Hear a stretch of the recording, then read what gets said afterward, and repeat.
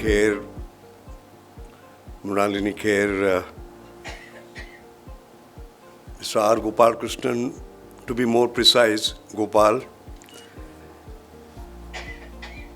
Keswa family, we're all part of one family, Keswa well-wishers, ladies and gentlemen. First of all, I'd like to extend a very hearty welcome to Honorable Kailash ji. Sir, you are not just a great Nobel laureate who has done India proud, but also a great humanist, one of the greatest that I have met in my life. You are joining us today, blessing us today, guiding us today, enlightening us today, that will make 15 February 2023 as a very special morning in our life. So we are really grateful to you. I've been given 10 minutes to speak and 4 minutes to introduce Gopal. So it should have been the other way around, but it doesn't matter. Let me make a few brief remarks. See, my mind goes back to two important dates in my life in the year 2011. 7 August 2011. Mr. B.G. Deshmukh passed away on that day. And I remember I went into the crematorium, paid my last respects, and as I was coming out, the mayoress, the then mayoress of Pune, stopped me. And he said, now that BG is no more, a lot of things he was doing, people will ask you to do. This happened on 7 August. On 14 August, I got a mail from Kishore and Mrinal asking me to take over as the chairman, because BG was the chairman of Keswa. And her prediction was so right because there were certain other things that came my way. And I'm truly grateful to Kishore and Mrinal for entrusting me with this responsibility and the fantastic board that we had. Incredible. I learned so much during those 12 years. I accepted instantly. You will remember my response was absolutely instantaneous because something touched my heart, giving them a second chance. Like you said, I had second chances in my life. I was born in a very poor family. I was born in Mashelkar, Goa. My mother was illiterate. My father died when I was 6. She came here, did practically menial jobs to sort of bring me up. And I remember standing 11th among 135,000 students in the SSC board in 1960. And you know, incidentally, the person who stood 9th is here. Arun.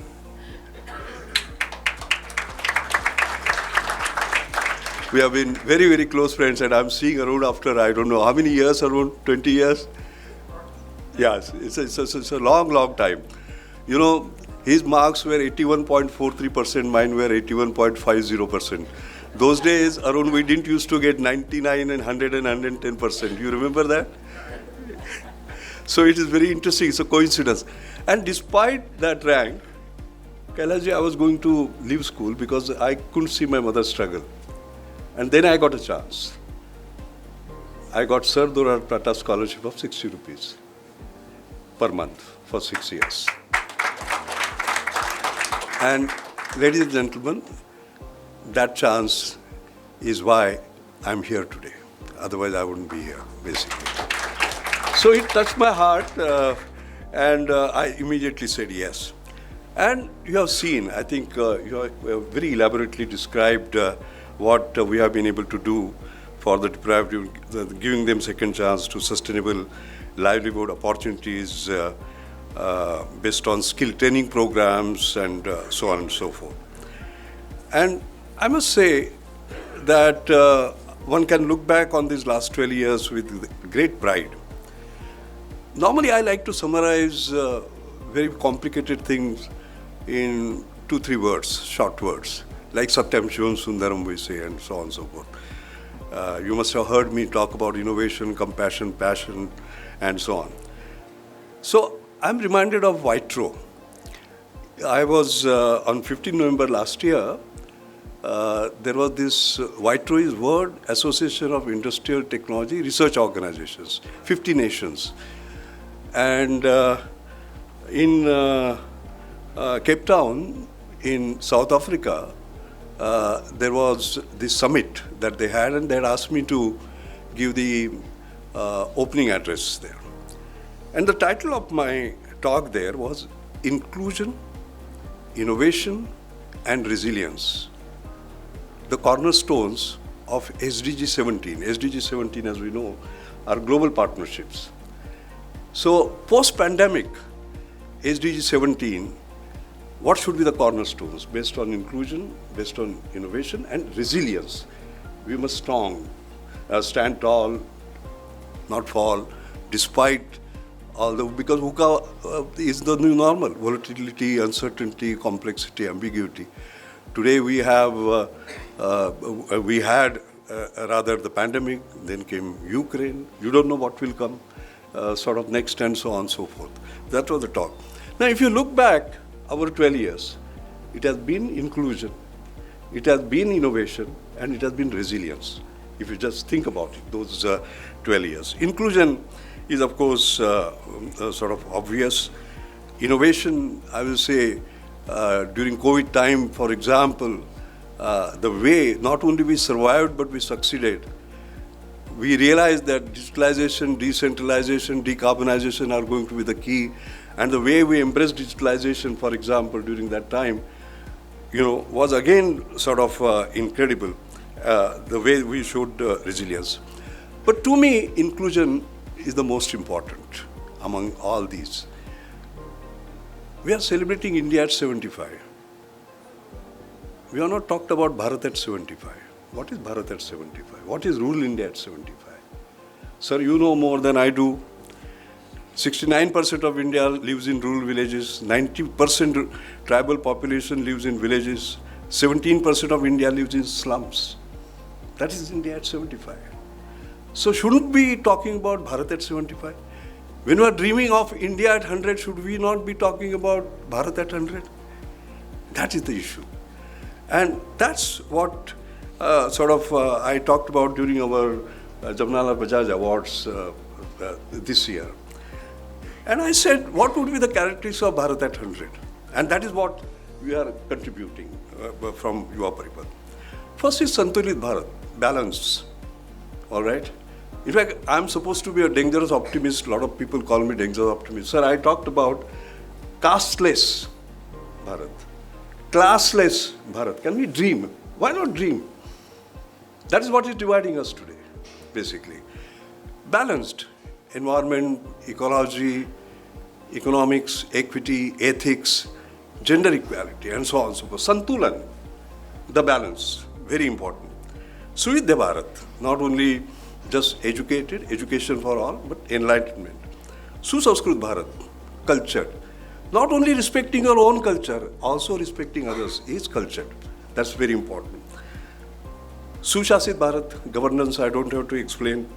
Samruddha Bharat, don't want to be trapped as a middle income economy. Why not $30-40 trillion economy, but no one left behind. Surakshit Bharat, all right. Not just the external security, internal security, increasing inequalities. Rich are becoming richer, poor are becoming poorer. The increasing inequality will cause social disharmony. That will disturb the security, for example.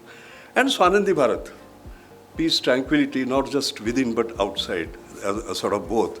So that is the dream. So what I want to say is that we at Keswa are committed to sort of Bharat at 100 and make it happen. I'm very proud to see the progress that we have made. For example, 25 years ago, we started with one small center in Kherwadi, and today we are in 18 states, actually. Also, if you see, not only scale, but also scope, we have changed livelihoods, rural development, entrepreneurship development, financial inclusion, women empowerment, and also the new program that you actually now talked about. We have 25 years of experience. Can we pass it on to other NGOs and help them move forward? So I think the basic issue, as I said, I summarize as inclusion, innovation, and resilience that we have demonstrated. I must mention here something special. During pandemic, we perform better. Milind Chitre has given his data in the annual report. 2021, we touched 43,000 students. In 21-22, 80,000 students. All right, we did better, basically. During adversity, that is something. And now we have the goal of touching 200,000 lives. As I said, this is my piece. As far as my own reflections of the 12 years are concerned, a sense of pride, sense of gratitude to you, to the board members for giving me the chance of learning. I just wanted to say something. You can take me out of YP, but you can't take YP out of me, so I'll be around. I'll be with you. Now, I have been given only 4 minutes, Gopal, to introduce you. So, Gopal, we know formally as a vice chair of Hindustan Lever, then executive director of Tata Sons, etc. And he has gone through different innings, as you know, first as a great corporate leader, then second as a great management guru, and third as a prolific writer, prolific speaker. To me, he is one of the greatest thought leaders that I have met. And I'm not saying this to please you. I would easily rank you among the top 5 thought leaders I have met in my 80 years. He's amazing. I always think, God makes us in an assembly line, right? Doesn't have much time. But sometimes he has a fursat, some time. And that is where he makes people like you, Kailashji. He makes people like Gopal, basically. I think God has specially made him. He's amazingly multi-talented. I have witnessed him and I have experienced, quote unquote, because Tata Motors board, I was there and he would be always attending the board meeting, the audit committee meetings and other meetings. He and I are a part of a global think tank, by the way, which meets every Thursday virtually for 1 hour, 7 to 8. All right?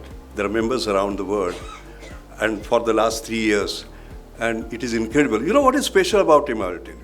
I'm not going to do formal introduction, forget about it, the year and what happened.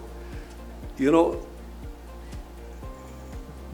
is something, I had a nice definition of an innovator. Innovator is one who sees what everyone else sees, but thinks of what nobody else thinks. And we have found out that we see, in discussions also, we have seen in our advisory board meetings, etc., he's able to say something and see something which we can't. We mortals absolutely can't. And therefore, he is going to build a new dimension. He has written 17 books, by the way. I'll just read out the titles to you just to tell you about the breadth and depth of his thinking. One is When Penny Drops. Learning what is not taught.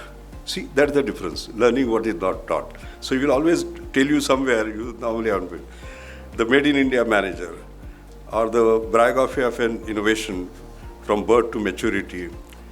Then Doodles on Leadership, his experience within and beyond Tata's, or Pivot, whole range of things. I will not go through everything. The 6-length book, I absolutely loved it.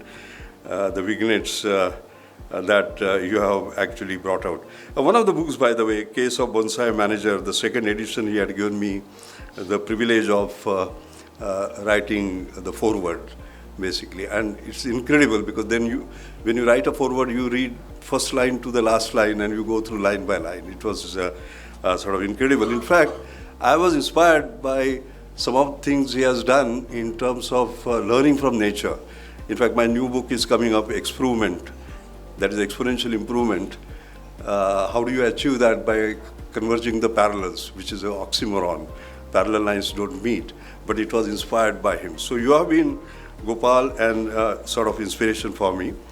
And I really look forward to your leadership. Let me end by saying something else. There is one guru that is common between me and you, Ashok Ganguly. Now, Ashok Ganguly, as you know, was the former Hindustan Liver chairman, and I got associated with him when we both became member of Science Advisory Committee to the Prime Minister in Rajiv Gandhi's time. And he has been my guru, guide, mentor, and so on. I learned a lot from him. When I took over as Director General of CSIR on 1st July 1995, the very month of July I was in London. I was giving a keynote address in a Unilever Royal Society